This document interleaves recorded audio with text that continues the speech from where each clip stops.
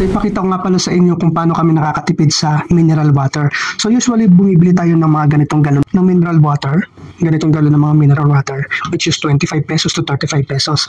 Ako, nakapag-install ako ng 4 stages ng water filter dito sa bahay lang namin. So ito yung lababo namin.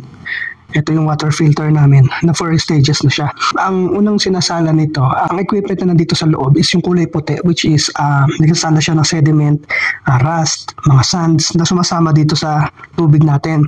So yung pangalawa ko, 1 micron na sediment filter pa rin, same ng first stage natin.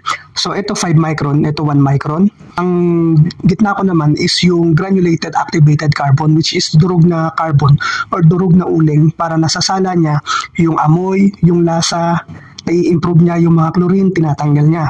So yung fourth stage natin is carbon black or CTO na tinatawag. So may micron din yan.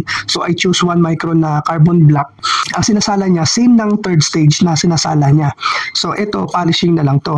Mas ini-improve niya yung lasa ng tubig, mas parang nagiging fresh yung tubig natin na iniinom. Then at the same time, sinasala niya rin yung mga sediments na nag-bypass dito. So ito naman hindi naman ibig sabihin may nagba-bypass dito. So parang panigurado lang to. Then ito na yung pinaka-outcome ng tubig natin dito. So itatry natin. So to make sure na malinis na tong inumin natin, so itatry ko.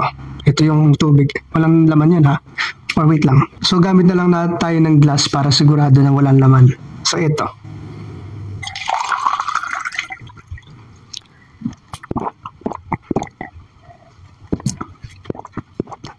So dito lang siya ha. Ito yung out, ito yung in, ito yung in. So ayun yung nakatubo niya. Ayan.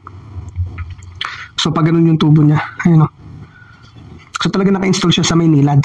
So pwede rin siya sa mga deep well water, 4 na stage lang. So madadagdag lang sa kanya yung resin. So resin muna bago yung carbon.